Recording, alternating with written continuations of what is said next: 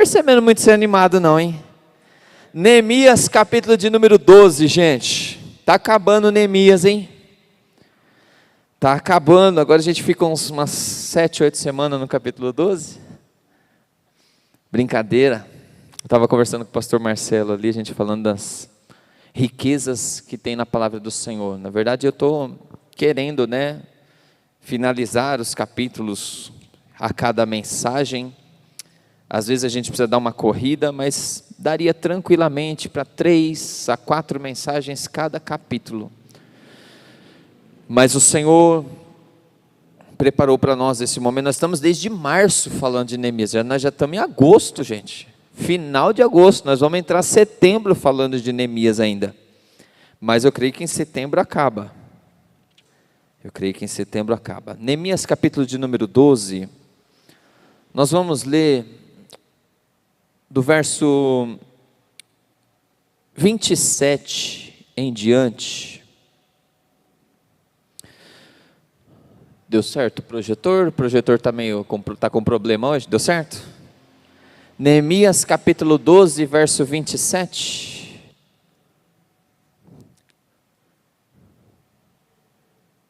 Deu certo mesmo? Eu leio aqui. Neemias 12, verso 27. Isso, você acompanha na tela aí.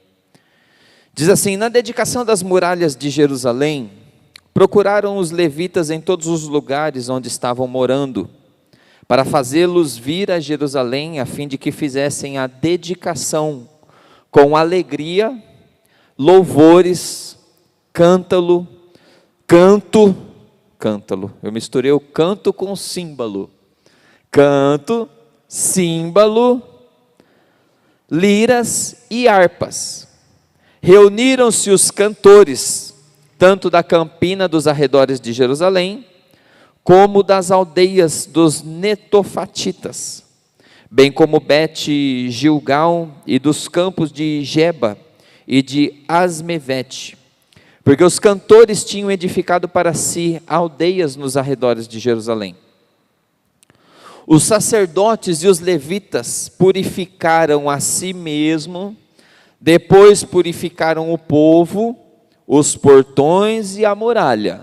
Presta bem, você tem uma caneta, frisa esse versículo para sempre que você abrir a Bíblia em Neemias capítulo 12 e você olhar isso aí. Verso 30, os sacerdotes e os levitas purificaram a si mesmos, e depois purificaram o povo, os portões e a muralha. Verso 31, então ordenei que as autoridades de Judá subissem sobre a muralha, e formei 2 grandes coros em procissão. Um deles foi para a direita sobre a muralha, em direção ao portão do monturo. Atrás deles ia Osaías e a metade das autoridades de Judá. E Azarias, Esdras, Mesulão, Judá, Benjamim, Semaías, Jeremias. Também alguns dos sacerdotes com trombetas. Zacarias, filho de Jonatas, filho de Semaías, filho de Matanias, filho de Micaías, filho de Zacur, filho de Asaf, e seus irmãos Semaías, Azarel, Malalai, Gilalai, quem quer ter filho, aí os nomes, lindo, Maai, Netanel, Judá e Anani, com os instrumentos musicais de Davi, homem de Deus. Olha que legal, está falando um monte de nome, na hora que fala Davi, faz questão de falar de Davi, homem de Deus. Que lindo, né? Você para observar, está falando um monte de nome. Não sei se Davi era o único homem de Deus, mas a verdade é que ele se destacou. Ele nem estava aqui na época, mas assim, quando vai citar ele, fala Davi, homem de Deus. Fica uma dúvida, uma questão para nós, quando citarem sobre a gente, quando a gente partir dessa para melhor. Como vão falar da gente? Fulano briguento, fulano bravo, fulano chato, porque o pessoal não fala na cara, mas quando não está na cara, o povo fala, e espera morrer para falar. Esses dias eu estava pregando lá, sexta-feira, lá no Nova Esperança, e eu falei,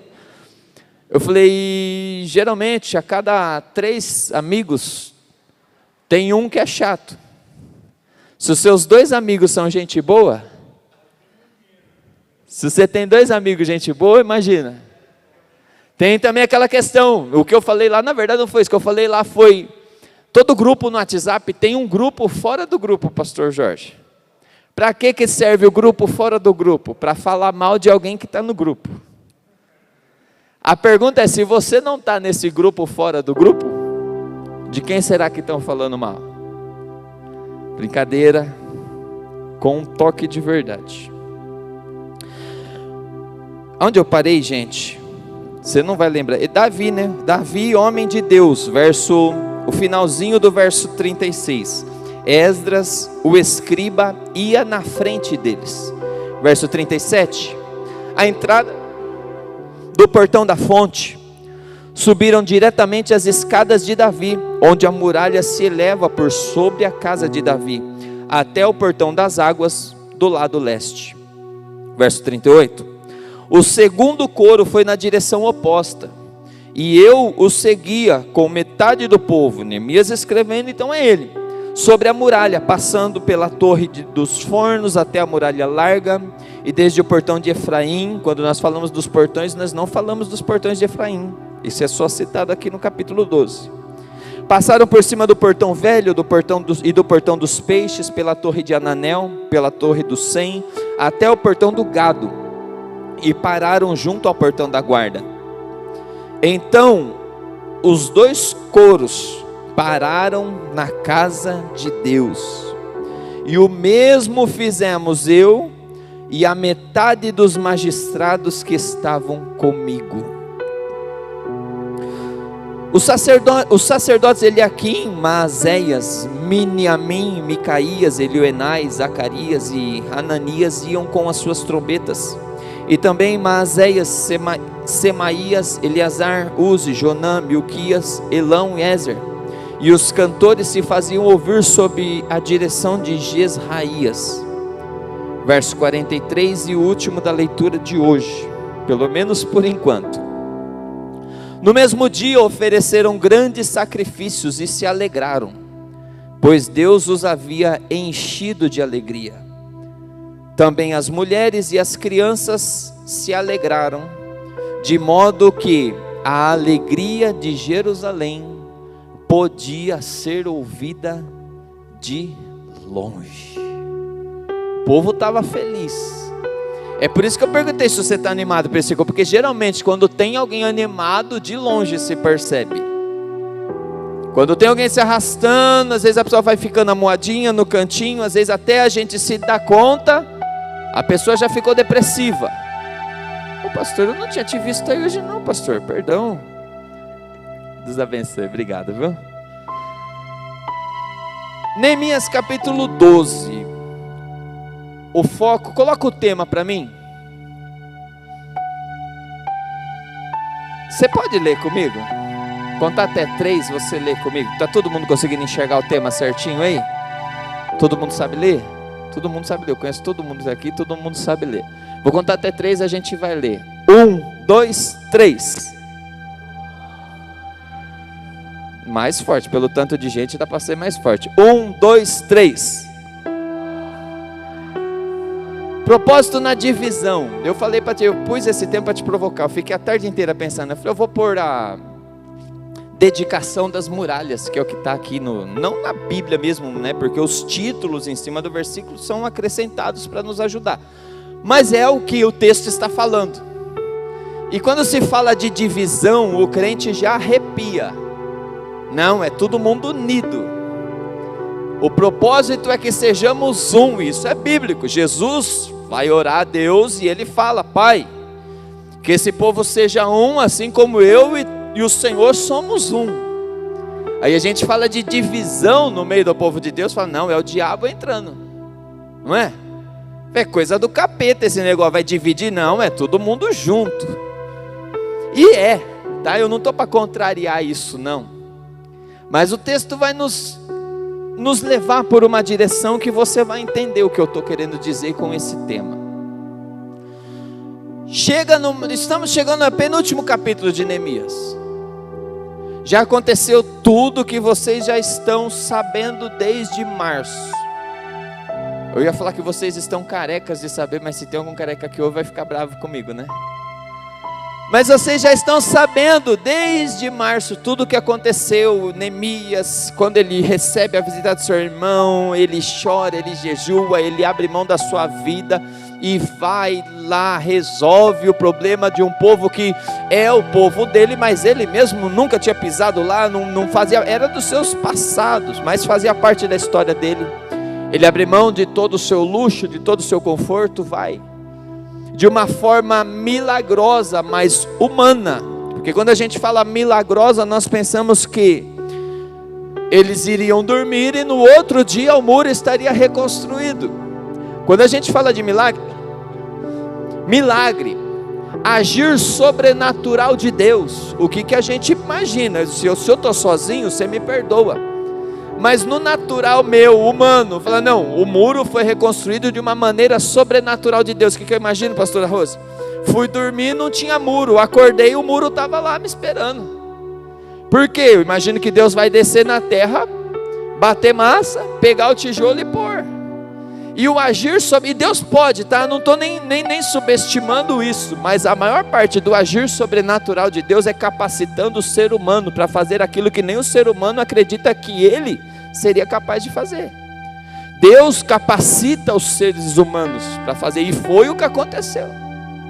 De uma forma milagrosa, em 52 dias os muros, e a gente fala de muro, a gente pensa que é muro também da minha casa, 9 metros por 30, que me deu uma dor de cabeça, e eu construí até hoje metade do muro, porque o outro vizinho levantou, Deus foi bom, não precisei levantar, fiz só o baldrame, pensa na dor de cabeça de 9 por 30, não, é muros de uma cidade, murar uma cidade, não é um tijolinho de meia, é coisa forte, com portas, com todos os seus significados, de uma cidade em 52 dias, passou essa construção, começa a reforma espiritual que demora muito mais, porque o físico é muito mais fácil. Físico a gente corre atrás, a gente se vira, a gente vai e tal, e Deus dá força, de uma forma sobrenatural Deus nos usa as pessoas. Agora a reforma espiritual não é simplesmente orar tantas horas, não é simplesmente jejuar, ela requer arrependimento. Ela requer você entender a palavra, ela requer confronto, quebrar o orgulho para a gente aceitar ser confrontado, e aí é mais fácil construir muro do que a reforma espiritual. Mas o povo foi reformado espiritualmente também, nós já vimos isso aqui. A palavra foi pregada, o povo reagiu à palavra, jejuou, orou, adorou, passou um tempo adorando, se arrependeu, fez votos. É bem verdade que no capítulo 13 nós vamos ver que aqueles votos que eles fizeram naquele dia que nós falamos do contrato, eles já não cumpriram muito bem, mas mostrou pelo menos um esforço, uma vontade de ser melhor, uma vontade de andar mais na linha. Agora nós estamos caminhando para o final, e o que se faz no final de uma conquista? O que se faz quando ganha uma vitória? Geralmente se vai para a galera, estoura o champanhe e vai brindar com o povo, pula no meio da torcida para a torcida te jogar para cima. A grande questão, mas é que aqui é uma vitória que o povo trabalhou, mas só teve vitória porque Deus capacitou. Só teve vitória porque Deus usou o povo. Deus usou Jeremias, Deus usou Neemias, Deus capacitou o povo para entender o propósito do seu líder, e o povo se uniu e trabalhou. Então a vitória aqui, na verdade, é a vitória porque Deus estava no meio do povo, porque se Deus não estivesse no meio do povo, até hoje esses muros não teriam sido reconstruídos. Talvez olhando isso, nós vamos falar, não, então aquele povo deveria entregar a vitória a Deus. Aí se a gente trazer para nós hoje, as vitórias que nós temos é na força do nosso braço mesmo? É porque somos inteligentes? Sem contar que se somos inteligentes, da onde vem essa inteligência? Se agimos com sabedoria em alguma situação, e os irmãos estão aí na sabedoria, né? Se agimos com sabedoria em alguma situação, de onde vem essa sabedoria? Se temos força para trabalhar, de onde vem essa força? Quantas pessoas, e isso a gente vê a rodo, quando está quebrada, quando está moída, quando a família está destruída, a pessoa errou, pecou, e aí está aquela família destruída, tudo arrebentado, aí a pessoa vira crente, de oração, de jejum, de não faltar em culto, de querer entrar em tudo quanto é departamento. Basta uma porta aberta, seja ela do emprego, se a dificuldade é financeira, seja ela da restauração da sua família, quando a dificuldade é família, seja ela a cura de uma enfermidade. Quantas pessoas pegam a bênção e vão embora, somem, nem sempre desvia, mas aquele fervor de servir a Deus, de quando estava na necessidade, muda. Nem sempre, porque a gente fala, a gente chama de desviado aquele que faz tempo que não vem na igreja, no linguajar gospel, né?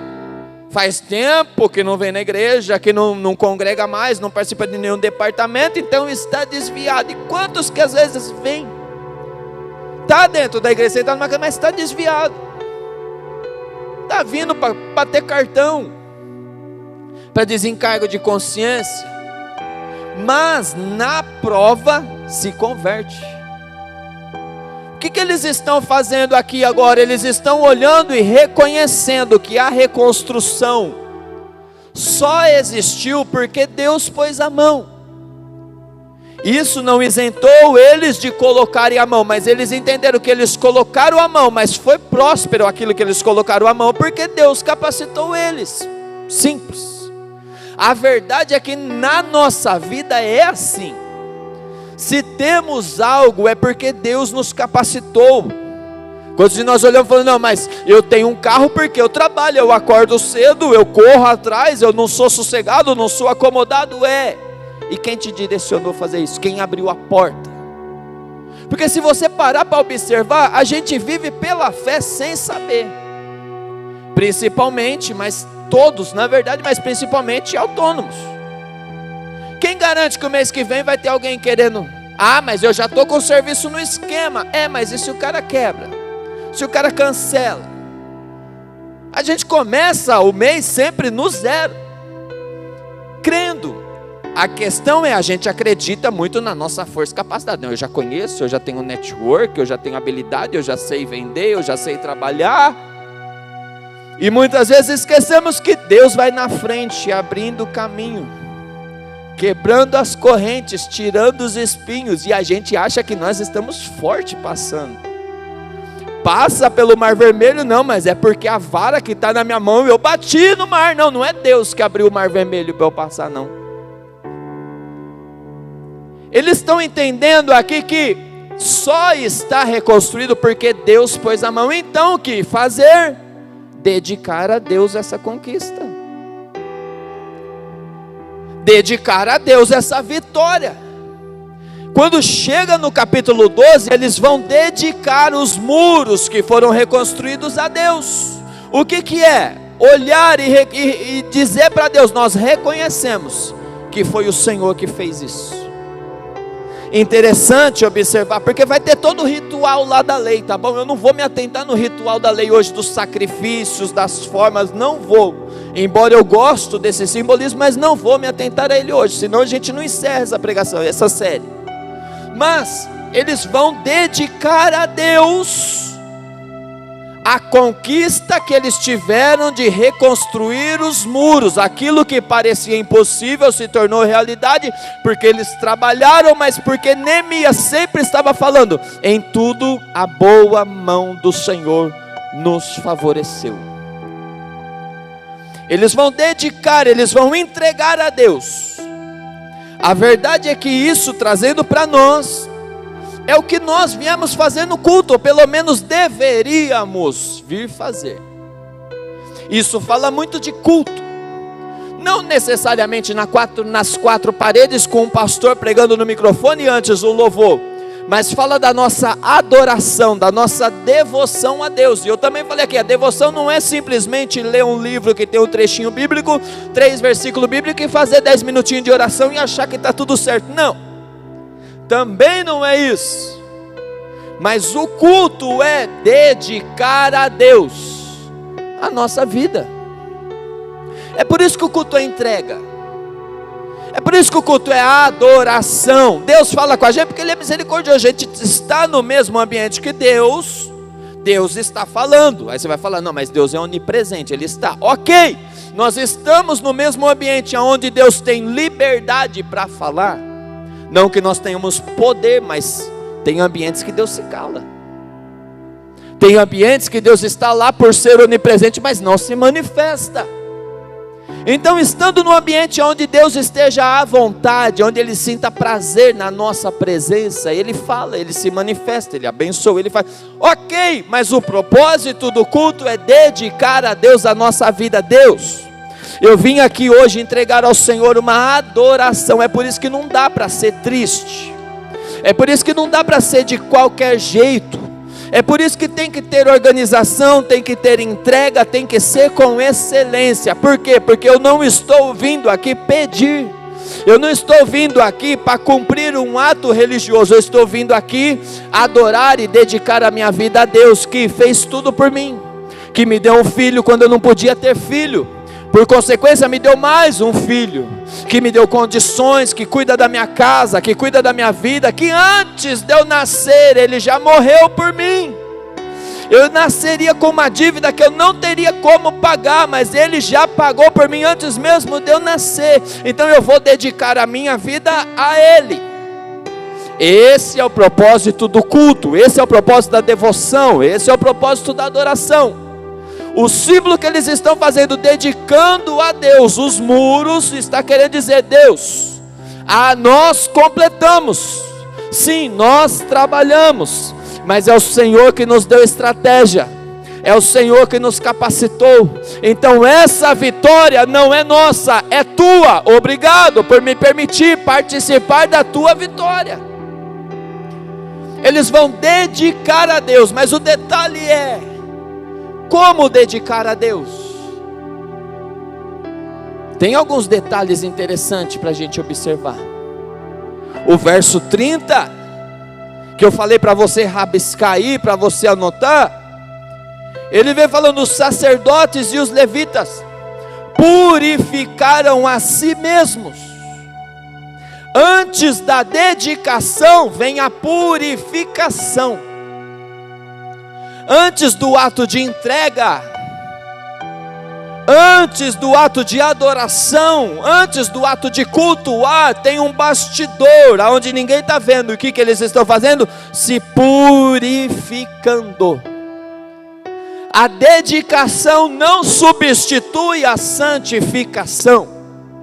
Por muitas vezes, quando a gente fala sobre pecado aqui, eu tenho uma frase, eu costumo falar, eu falo assim, a questão não é o pecado, é o que você faz após o pecado. Mas talvez nós entendemos isso de uma forma errada, pode dar a impressão de falar, então está falando que pode pecar, desde que depois eu me arrependo, então eu posso pecar. Não, há uma frase muito velha que diz que pecado na vida do cristão é acidente. É acidente, não é normal, não é planejado. É um acidente que depois vem com um arrependimento, como se Deus colocasse um espelho na nossa frente e nos mostrasse a nossa realidade. E aí bate um remorso, bate um arrependimento. Eles vão, primeiramente, os sacerdotes e os levitas vão se purificar. Eles purificam a si mesmos. Começa no altar, começa na liderança. Livro de Neemias fala de liderança.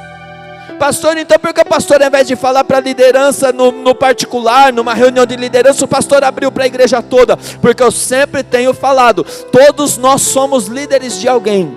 Tem alguém, querendo nós ou não, que está de olho na gente. Tem um vizinho que quando nós estamos brigando e gritando, ele olha, às vezes nem fala, mas pensa, fala, e olha, ainda assim é crente. Tem alguém no nosso serviço que, se a gente vacilar, muitas vezes não fala para nós, mas está de olho e se escandaliza com o crente, talvez baseado na gente. Tem gente, às vezes na igreja, que está desanimado e olha para você e talvez você nem sabe e se espelha em você. Então todos nós, querendo ou não, somos líderes de alguém. Então essa palavra não é fechada apenas para pastores, presbíteros, líderes de departamento, não. É para você, que alguém se espelhe em você. Alguém está te observando, alguém está te olhando. Então os líderes, eles vão se purificar a si mesmos. Depois leva ao povo a purificação, trazendo para nós hoje, pregando arrependimento, pregando a palavra viva. Eles têm o ritual, mas eu te repito, não vou me deter ao ritual hoje, mas está falando de santidade. Isso tudo é antecedendo a entrega, antecedendo a dedicação. O que está querendo dizer aqui? Depois fala, e depois purificar o povo, os portões e a muralha, verso 30. O que está dizendo aqui? A nossa entrega, pastor, você está pregando isso, é a minha entrega a Deus. Não adianta fazer antes, sem se purificar. Eu gosto de trabalhar para o Senhor, eu gosto de trabalhar na casa do Senhor, é uma entrega, é algo que Deus me deu. Eu toco, eu canto, eu prego, eu fico na porta, eu vou evangelizar, eu danço, eu trabalho em tudo qualquer departamento. É uma entrega, uma dedicação ao Senhor. Isso aí é ato de gratidão, mas isso não isenta a nossa santificação. Deus nos chamou antes de dedicar algo, antes de trabalhar, antes de entregar algo a Ele. Ele espera a purificação. Os sacerdotes, os levitas, depois leva para todo o povo, para depois fazer a entrega. Não substitui. Não substitui. Mas eu vou entregar mais. Mas se não se santificou, pode entregar 10 vezes mais. Não substitui. Deus está falando com a gente hoje, porque o que Ele espera de nós é santificação. A palavra do Senhor nos fala, sem santificação ninguém verá Deus. É um processo, não é fácil. Muitas vezes não é do dia para a noite, porque santificação não é, eu sou um miserável pecador e agora eu sou santo. É um processo, é uma renúncia, é algo que nós vamos melhorando dia após dia, até atingirmos a estatura de varão perfeito. Mas eles vão se santificar, purificar, para aí sim fazer a entrega. Aí chega na hora da entrega, dedicar, entregar. Deus, essa vitória é sua. O que Neemias faz? Pega os músicos, os instrumentos musicais, e a Bíblia fala muito de instrumento musical, é lindo. Você vai ver histórias de avivamento da Bíblia, você vai ver que sempre tem música envolvida.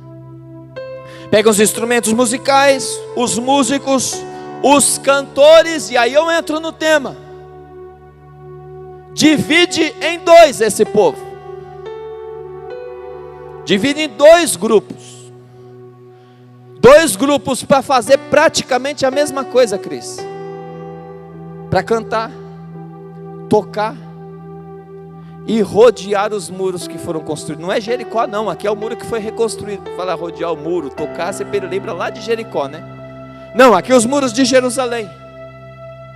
Só que quando vai falar na divisão, para eu te explicar agora, para tirar esse fantasma da sua cabeça, nós temos uma cultura de querer trazer todo mundo andar junto com a gente, dar o mesmo passo que eu dou, está debaixo da minha vista humana. E a impressão que dá é que se não estiver debaixo da minha vista humana, não está no mesmo propósito que eu. Quer um exemplo? Nós vamos ter evangelismo amanhã. É muito fácil nós irmos para o evangelismo e aí falta um monte de gente. Ok, cada um tem a sua rotina, cada um tem seus compromissos. Eu não estou falando disso, muito pelo contrário, eu estou falando o contrário.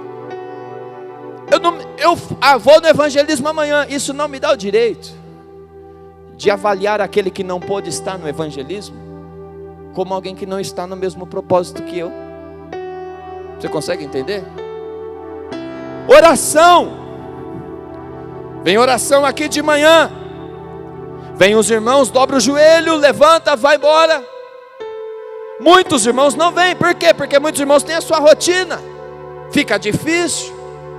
Isso não me dá o direito de, porque eu vim na oração, eu falar, não, mas os que não vêm na oração não estão no mesmo propósito. E por que você está falando isso, pastor? Porque eles dividem o povo. e divide dentro de um propósito. Não está dividindo porque está tendo briga. Não está dividindo porque está tendo desentendimento e cada um está falando uma língua e vai cada um para um lado. Não. Está dividindo debaixo de um propósito de Deus. O que nós precisamos entender, e eu tenho falado sobre isso, falei quinta passada, falei sexta-feira lá no Nova Esperança, nós precisamos entender o propósito de Deus para nós e caminhar segundo a voz de Deus. Porque se nós formos caminhar segundo o ser humano abraçar o nosso propósito, o propósito é nosso. Se nós formos caminhar esperando que o ser humano abrace aquilo que Deus colocou no meu coração, entenda uma coisa, Deus colocou no meu coração. É bem verdade que Deus levanta pessoas para apoiar, mas no tempo dele, do jeito dele, se eu não desistir. Mas o propósito tem um grupo, são cantores, são músicos, tem os instrumentos, ok, mas agora vamos trabalhar, vamos. Então vai um para um lado, vai um para o outro lado. Poxa, não fica mais bonito todo mundo junto? Orquestra, humanamente falando, orquestra, coral, há um propósito de Deus mandar um para um lado e outro para o outro lado. Então entenda, quando você chamar alguém para ir no monte, a pessoa não for, vai você para o monte. Quando você chamar alguém para evangelizar, as pessoas não abraçar, vai você evangelizar. Quando você chamar alguém para ir para a oração, e o povo não ir para a oração, continua você na oração. O fato de pessoas não estarem aonde eu estou, não quer dizer que não está no mesmo propósito que eu. A pessoa está tarefada, trabalhando, fazendo o que Deus colocou na vida dela para fazer. E se a pessoa está cumprindo o propósito de Deus, e ó detalhe, um grupo vai para a direita, outro grupo vai para a esquerda fazer a mesma coisa. E o grupo que foi para a direita está cumprindo o propósito de Deus, e o grupo que foi para a esquerda está cumprindo o propósito de Deus. É confuso para a nossa cabeça isso. Sabe, às vezes a gente quer que todo mundo abrace aquilo que está no nosso coração, na nossa ideia, e sai um monte de debate. Eu apontei o Gabriel que ele gosta dos debates arminiano, calvinista, dessas coisas, debates. Aí a gente fica preso, quem vai precisar? Deixa aí cada um para um lado, vai pregando, vai cumprindo o propósito de Deus. Se não abraçaram a sua ideia, não pare por causa disso. Continue fazendo aquilo que Deus te chamou para fazer. Se não abraçaram, continue fazendo. Deus manda recurso, Deus manda provisão, Deus manda auxílio, mas é Deus. Não tente pegar auxílio, recurso, provisão na sua mão, na força do seu braço, para cumprir um propósito de Deus. Então não coloque sua expectativa em homens, em ser humano. Obedeça a Deus e continue a sua caminhada. Eles vão cada um para um lado. O primeiro grupo começa no verso 31. Eles vão em procissão. Eles vão para a direita. Então ordenei que as autoridades de Judá subissem sobre a muralha, e formei 2 grandes coros em procissão. Um deles foi para a direita sobre a muralha. Nós podemos trilhar caminhos diferentes aqui nessa terra, mas o nosso propósito estiver em Deus, nós vamos andar juntos e alinhados do mesmo jeito. Vai cada um para um lado, vai cada um para o propósito. No verso 38 começa o segundo grupo. O segundo coro foi na direção oposta. Vai cada um para um lado, cumprindo o propósito. Então, se tem alguém indo para um lado oposto seu, não julgue falando que está fora do propósito. É só Deus que sabe se Ele mandou aquela pessoa para aquele lado ou não. Deus não nos colocou para julgar, tanto de não abraçar a nossa ideia, quanto nós está caminhando, não julga. Quando o nosso propósito é o reino, quando o nosso propósito é Deus, nós vamos nos unir em Cristo. Em Cristo a gente vai se achar, em Cristo a gente vai se encontrar. Como assim, pastor? Quando você chega no verso 40, verso 39, e desde o portão de Efraim passaram por cima do portão velho, do portão dos peixes, pela torre de Ananel, pararam junto ao portão da guarda. Verso 40 mesmo. Então os dois coros pararam na casa de Deus. Em Deus a gente se encontra, independente das diferenças de propósito. Se está caminhando cada um para um lado, cada um com um pensamento, mas estão os dois focados em Deus, um vai contornar a cidade para um lado, o outro vai contornar a cidade pelo outro lado, mas lá na casa de Deus os dois grupos vão se encontrar. Sabe, o problema é que nós temos a mania de julgar. Se não está caminhando comigo, eu vou chegar na presença de Deus e ele não. Se não está caminhando segundo a minha visão, eu vou chegar no lugar da bênção, no propósito de Deus, mas ele não veio comigo, não vai, não, Deus só mandou por outro caminho. Se o seu propósito for Deus, a grande questão é, não se perca no propósito, não se perca na caminhada. Continue firme na caminhada e no propósito e seguindo os direcionamentos que Deus te deu. Se você estiver seguindo os direcionamentos que Deus te deu, pode ser que parte da caminhada você caminhe sozinho, mas na hora que chegar no ponto de adoração, no ponto de entrega, na casa de Deus, todos vão se encontrar e vão continuar a sua caminhada em Cristo. E sabe o que é interessante? Porque o propósito de cada um para um lado. Se há um propósito nisso, qual é? Só dividir? Não. O propósito é a cidade inteira ser alcançada ao mesmo tempo. Como assim? Se eu estou caminhando para a direita e está todo mundo para a direita, e agora falar direita e esquerda, você vai pensar que é política, né? Tem nada a ver com política, tá? Estou caminhando para a direita e está todo mundo para a direita, o pessoal que está na esquerda vai se perdendo. Vice-versa, estou caminhando para a esquerda, mas está todo mundo na esquerda. O povo vai ver o povo de Deus naquele lado, só que o povo que está lá do outro lado vai se perdendo. É por isso que Deus chama pessoas e divide. Nós temos o costume, nós fomos impactados esses dias. Veio um pastor, nós tivemos um trabalho missionário, tanto aqui na igreja, o missionário da Argentina que esteve aqui, no sábado anterior nós tivemos um missionário da África lá na sede, e muita gente querendo ir para a África, querendo fazer a missão. Isso é lindo, é necessário. E aí eu dobrei o joelho e falei: Deus, o Senhor não me chamou para ir para a África, porque na pegada que eu estou agora, se Deus fala, eu acho que eu abandono tudo e vou. Eu estou num desapego assim, que às vezes parece que eu peço: Deus, chama, para meter o pé e ir embora.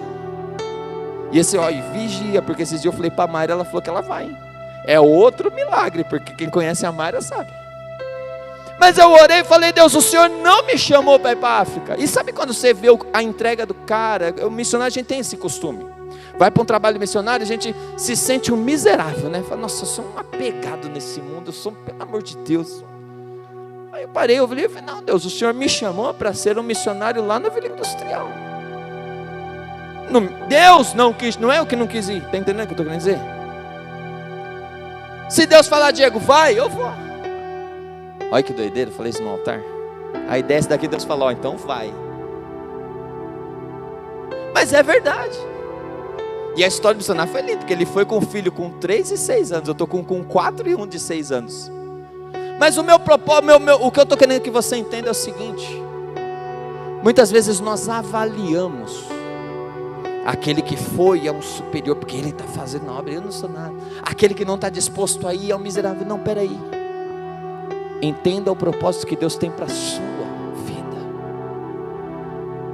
Uns Deus vai mandar para a África, mas e se Deus mandasse tudo que é missionário para a África? O que ia acontecer com a Índia? O que ia acontecer aqui no Brasil, Ilha do Marajó? Porque na verdade um dos lugares hoje do mundo que mais precisa de missionário é no Brasil. Eu não sei se você sabe disso. Por incrível que pareça, com tantos crentes. Eu quero te motivar a dar um Google. Vai ver estatística. Como assim, pastor? Vê quanto o evangelho tem crescido ano após ano. Aí você vai ver que é assustador o número. O número de crentes, pelo menos, a gente fala do evangelho, pelo menos o número de crentes, você vai ver que é assustador. Aí, dá uma pesquisa, vê quanto o homicídio tem crescido. O estupro tem crescido, o abuso infantil tem crescido. Aí você vê que explode também, mas não faz sentido. Não tem lógica. Se a igreja está crescendo, essas coisas podres estão crescendo também. Não dá para entender. Não tem nem palavra para falar. Então você entende que mesmo tendo tantos crentes no Brasil, o Brasil ainda é um dos lugares que mais precisa de missionários hoje. Deus pode te usar nessa geração. Não fica preso, porque o fulano foi. Se Deus te chamar para ir, vai. Mas se Deus não te chamar para ir, não fica parado onde você está. Se Deus te chamar para ir pela direita, vai pela direita. Se Deus te chamar para ir pela esquerda, vai pela esquerda. Mas não fique parado onde você está. Enquanto Deus não manda ir para lugar nenhum, se você está no lugar e Deus está falando com você, você está onde Ele quer que você esteja.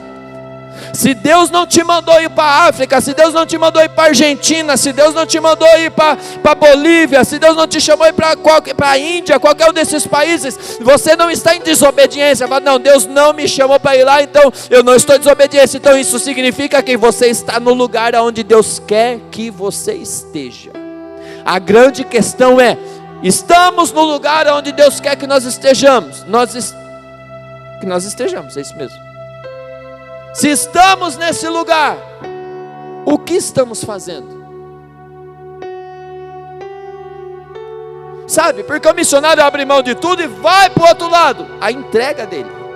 E se nós tivermos essa mesma entrega aqui na Vila Industrial? Se nós tivermos essa mesma renúncia, essa mesma entrega aqui em Bauru? Se nós tivermos essa mesma entrega aqui no Brasil? Porque tem almas para ser salva, tem vidas para ser alcançada. Deus chama cada um no seu propósito. Uns Deus chama para ir evangelizar, outros Deus chama para ficar na porta e dar um abraço. E um não é menor que o outro por causa disso. Uns Deus chama para vir e orar. Uns Deus chama para tocar, e um não é maior nem menor que o outro por causa disso. Todos se unem no único propósito.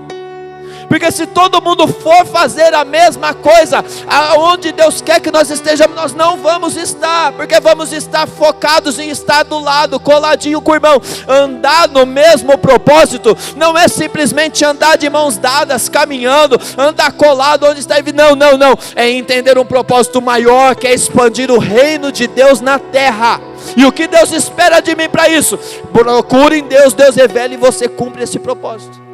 Uns Deus chama para interceder, outros Deus chama para ser evangelista, outros Deus chama para ser pastor, outros Deus chama para ser missionário, outros Deus chama para ser um membro de igreja local, para ficar dando um abraço, para ficar tocando, para ficar trabalhando. E vidas entram aqui da mesma forma, porque o valor de uma alma, valor de uma alma africana lá que está na miséria, para Deus é o mesmo valor de alguém que entra aqui, pode parar um carro de luxo e entrar aqui sem Deus, precisando de salvação. Você já parou para pensar nisso? Você já parou para pensar nesse detalhe? O valor de uma alma que está lá debaixo do viaduto, precisando de Deus, é o mesmo valor do cara que pode morar na maior mansão, mas está sem Deus também.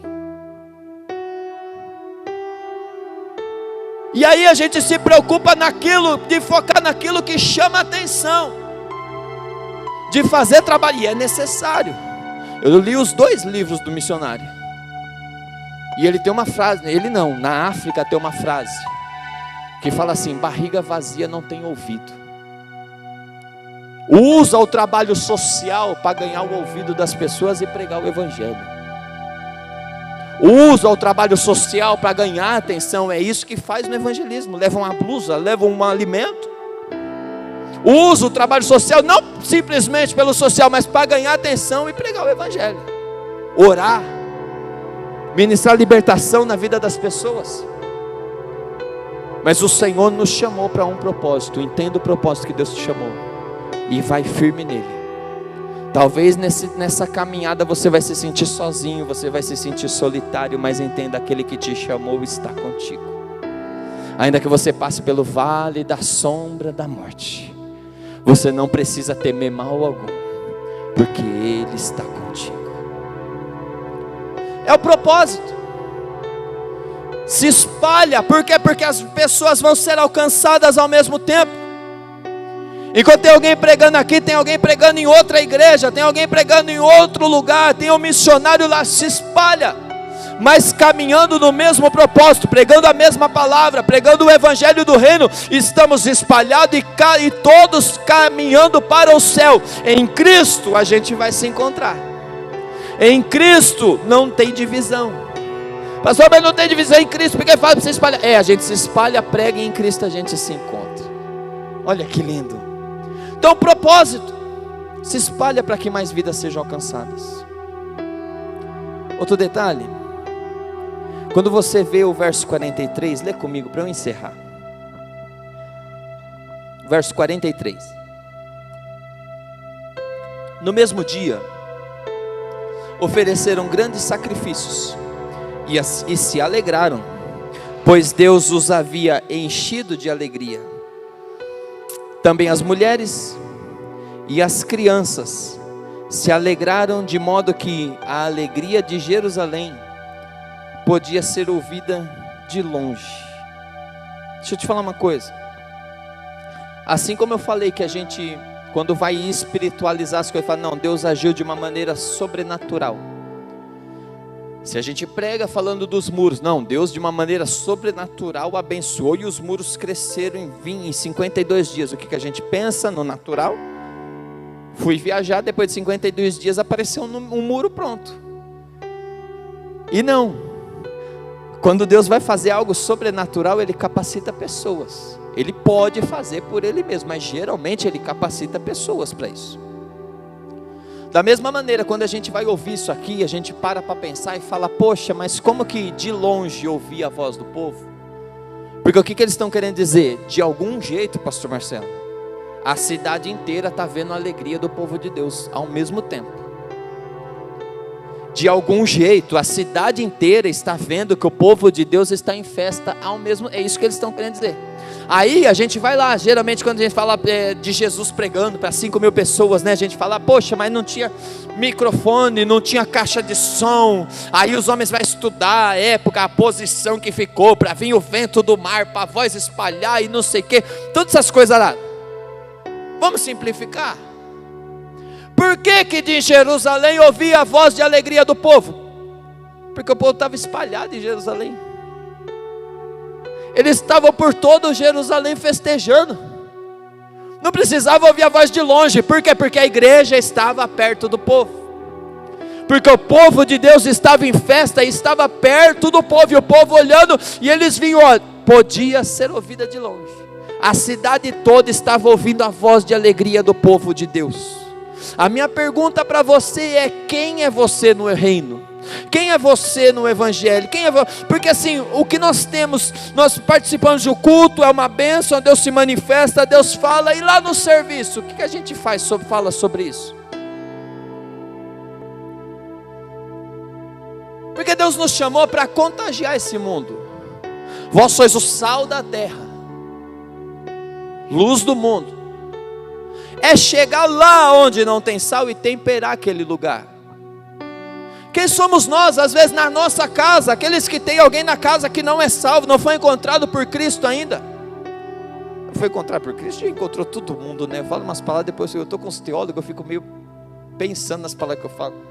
Mas ainda não entregou a sua vida para Cristo.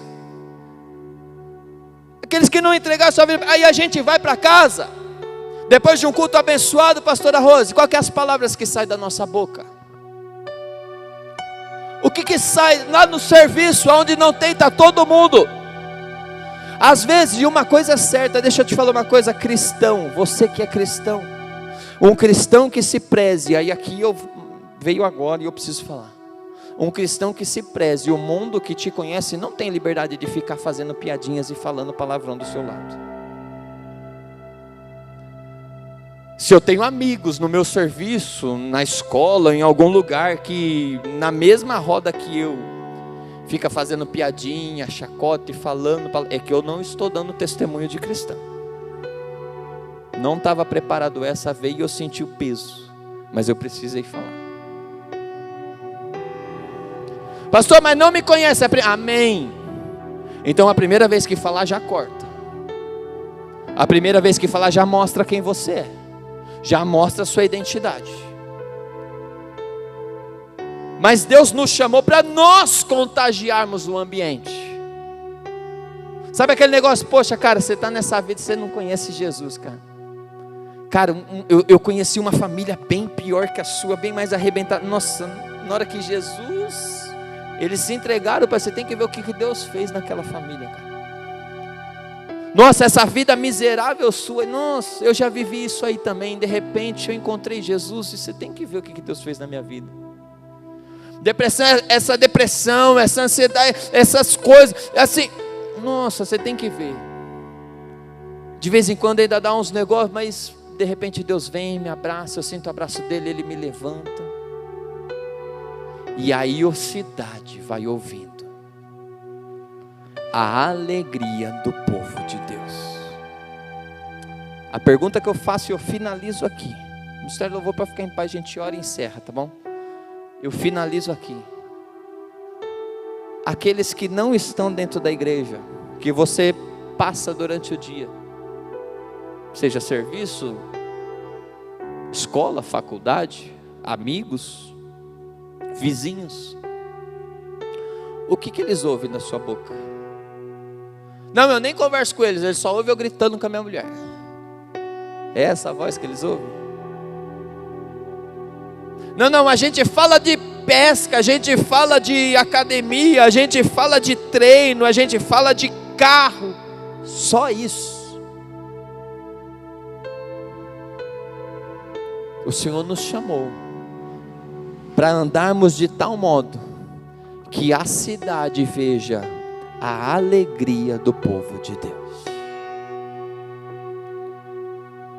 Se coloque em pé.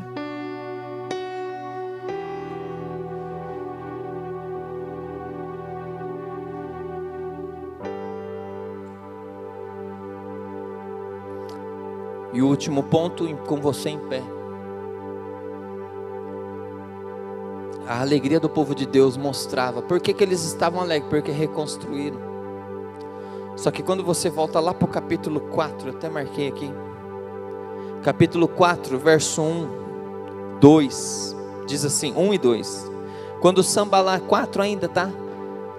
Lá da reconstrução. Lembra que os muros é reconstrução, mas o 4 está falando de dentro da época da reconstrução. Quando Sambalat ouviu que nós estávamos reconstruindo a muralha, ficou irado e indignado e começou a zombar dos judeus. Na presença de seus irmãos e do exército de Samaria, ele disse: o que é que esses judeus fracos estão fazendo? Vocês vão permitir que eles continuem? Será que vão oferecer sacrifício? Pensam que pode acabar a obra num só dia? Será que as pedras que foram queimadas poderão renascer daqueles montões? Verso 3, mas Tobias o Amonita estava com Sambalat e disse: mesmo que reconstrua, se vier uma raposa, derrubará aquela muralha de pedras. A palavra reconstruiu, mas a palavra do inimigo ainda estava de pé. Reconstruiu, ignorou a palavra, mas a palavra ainda estava sendo lançada. Ainda que reconstrua, ou seja, pode ser que reconstrua. Ainda que reconstrua, se reconstruir, vai passar uma raposa e vai derrubar aquele muro de pedra. Então o fato deles se espalharem e passar pelo muro, eles estão mostrando que a palavra do diabo é mentira. Como assim? Se passar uma raposa derruba, passou o povo todo dos dois lados do muro e ele continuou em pé. Comemore aquilo que Deus te deu. Olha para trás. Quantas vezes, feche seus olhos, faça esse exercício neste momento. Quantas vezes você orou pedindo algo a Deus que hoje às vezes a gente reclama por ter? Como assim? Quando eu estava a pé eu orava pedindo um carro. Hoje o carro quebra e eu murmuro. Eu orava pedindo uma família, eu não podia ter filho, agora meus filhos dão trabalho, eu fico revoltado. Eu orava para Deus me chamar para trabalhar na obra dele, agora a obra dele dá dor de cabeça, eu fico revoltado. Olha aí, será que você não está vivendo coisas que você já orou para ter, não? Será que não estamos vivendo coisas que estamos murmurando por coisas que pedimos para ter? Será que não falta gratidão em nós? Não. Quando há gratidão, há alegria. Quando há gratidão, há festa. Talvez o mundo não vê isso. Por quê? Porque não há gratidão no nosso coração. E o Senhor hoje abre seus olhos. Olha, meu filho, você tem hoje, você orou, por isso eu já abri a porta. Então seja grato. Tudo nesse mundo, tudo aqui na terra dá trabalho, exige renúncias. Para conquistar exigem lutas, exigem guerras. E guerras mesmo com vitórias, muitas vezes nós saímos feridos, machucados, mas a vitória é nossa. Deus já te deu vitória. Então começa a ser grato a Deus. A gratidão é um ato de dedicar ao Senhor as nossas vitórias. Coloque a sua mão no seu coração neste momento. Traga a memória, traga a memória. Talvez você pediu a Deus um emprego, Deus abriu a porta do emprego e hoje você está com dificuldade. Comece a ser grato a Deus. Quantas vezes na nossa oração nós passamos tanto tempo pedindo a Deus: Deus, me dá, faz, muda a situação. Deus hoje quer abrir seus olhos e mostrar para você, falar: olha, já tem muita coisa construída, já tem muita coisa reconstruída. Sim, pode ser que precise de mais, pode ser, mas comece a ser grato por aquilo que você já tem. Comece a ser grato pelas vitórias. O inimigo falou que você não estaria de pé até hoje, mas você está. O inimigo falou que você não iria reconstruir, mas você reconstruiu. O inimigo jogou seta na sua mente. Quem sabe usou palavras, usou a boca de alguém, ou talvez trouxe seta no seu coração, falando: ó, você não vai passar nesse vestibular, você não vai conseguir esse emprego, você não vai se levantar ministerialmente mais, mas você continua de pé. Por quê? Porque a boa mão do Senhor está sobre você. Então seja grato ao Senhor neste momento. Você tem alguma coisa a agradecer ao Senhor?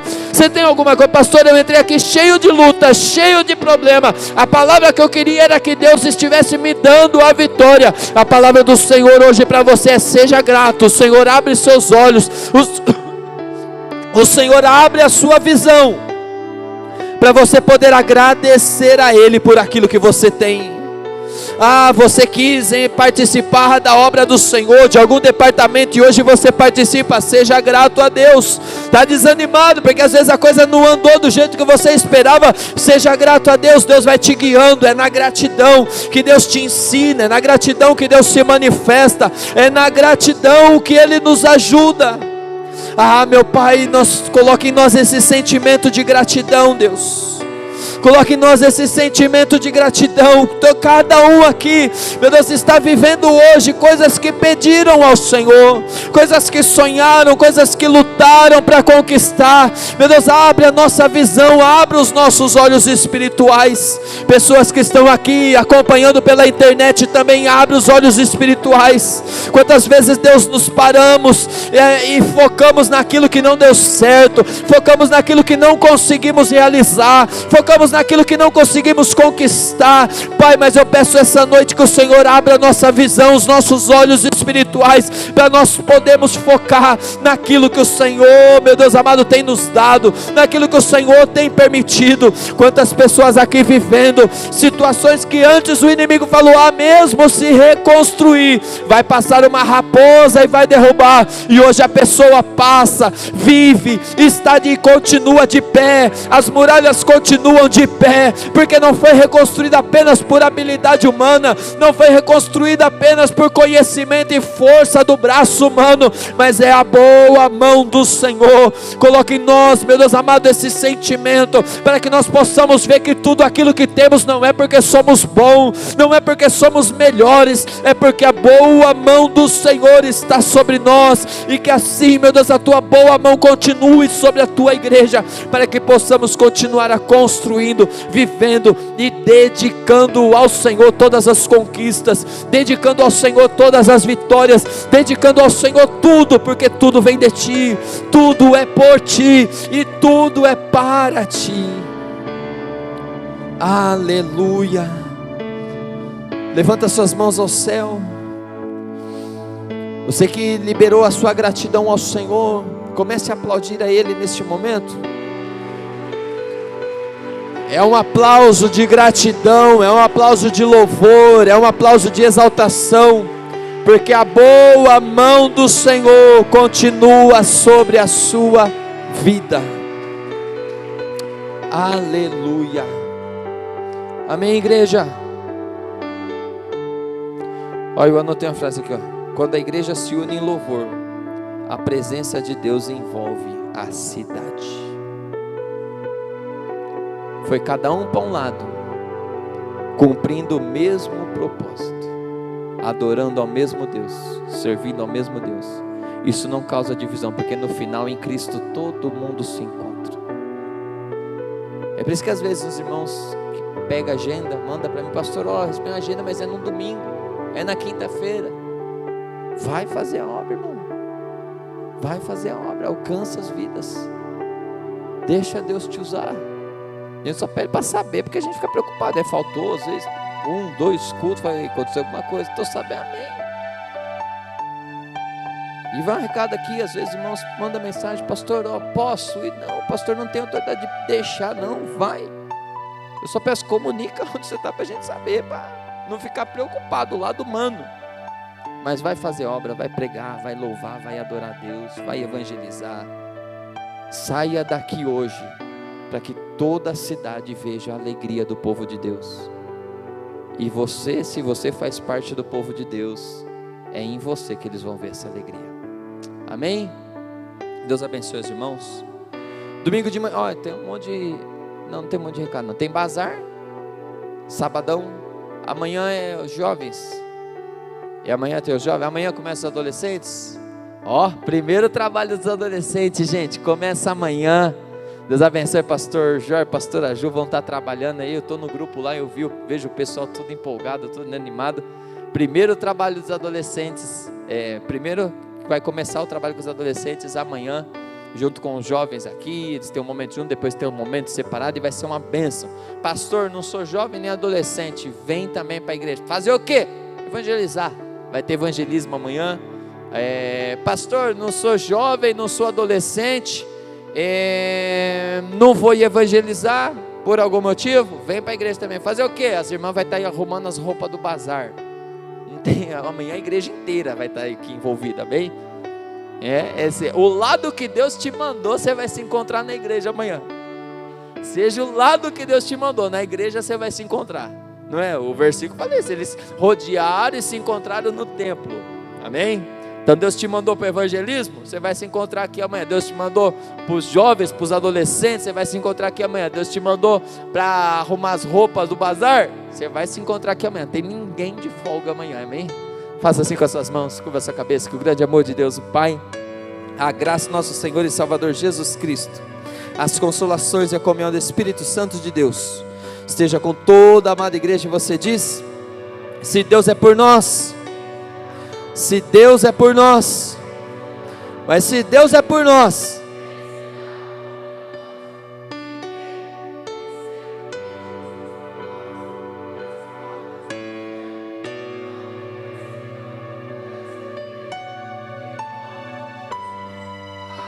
aplauda ao Senhor, dê um abraço quem está do seu lado. Deus abençoe, gente.